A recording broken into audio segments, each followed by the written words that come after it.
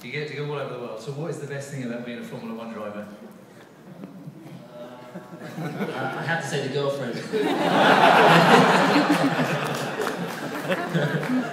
No, the greatest thing about being a Formula 1 driver is just, it's so cool. I mean, you got that Formula 1 car here. I grew up wanting to race these things, you know, and it's crazy to think that that's one of my cars.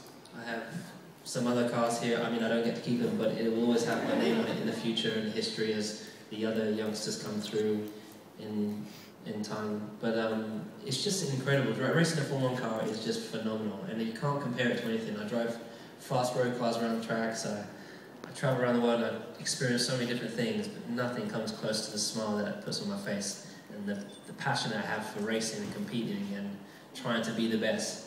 And the great thing is, even when you're at your best, you still can, after that, have times where you're not at your best. So you're always striving to be better. It just never stops, and you always learn something new. So, but like I said, the great things that come with it, you get great cars. I've got a car there that's not mine yet. That orange car in there is my real dream. I've wanted that since I first laid my eyes on it. So I need to get 2 more championships, and that baby's mine. I've also put a special mark on that car.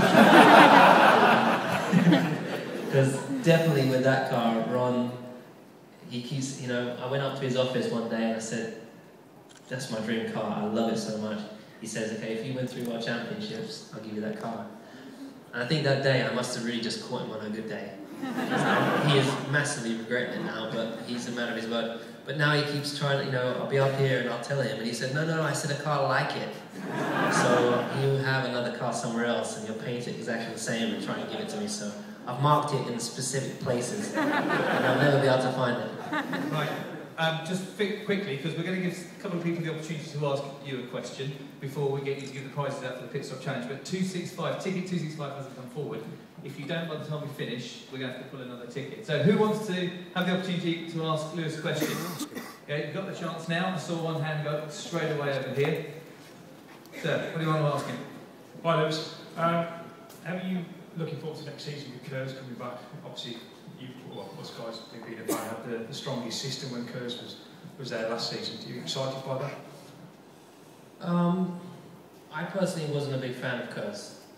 It was good for us last year when we had it because other teams didn't have it, and it was the only way we could get closer. If you took that Kerr's off, it was worth generally 4 to 5 tenths of a second. So you took that off, we would have been even further back. So, but the great thing is, yes, we have developed it and it's positive. It will go on our car nicely, and we know how to use it. We can only make it better. That's where the others maybe have more of a challenge to perfect it. The great thing in this team is when we're given something, we get it, we make it the best. For example, this year the F duct, we did the F duct, and we made it the best, and everyone had to play catch up. But of course, there are things that we don't always get the best. But I think we've got Kerr's and we've got the removable rear wing, and they've taken away the double diffuser. So it's going to be interesting, but I really am excited. I think they've gone all out. They always go all out on the cars, but you know, the regulations are very strict. It's very difficult for them to, you know, they'll design something which gives us 20 points of downforce, and then they'll show it to the FIA, and then they'll say, no, that's not legal. So they have to change it, and you always lose a little bit. But hopefully with this car, I feel this car, we've gone crazy with it. So you'll see, it looks different to any other Formula 1 car we've had, past or present on the grid. So hopefully that reflects to pace. Just a little bit trivia. Do you know why it's called the F duct? Anybody? No? Because the inlet duct sits on the F of the Vodafone. That's how it got its name. Who wants another question? Here we go. And because it's fast. Hi, Lewis.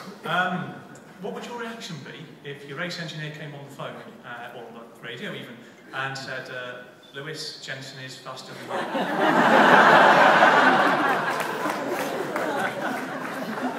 And that wasn't planted, honestly.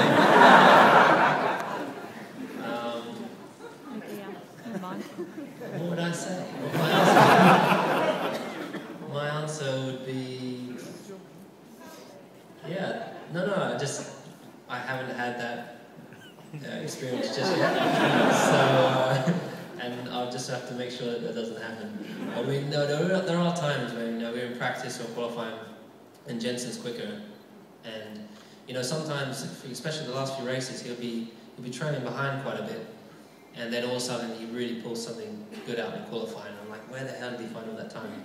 And you also have to step your game up. And the crazy thing is, when you have two cars that are so quick together, you're always bouncing and learning off each other. So he'll come in after his first run of Q1,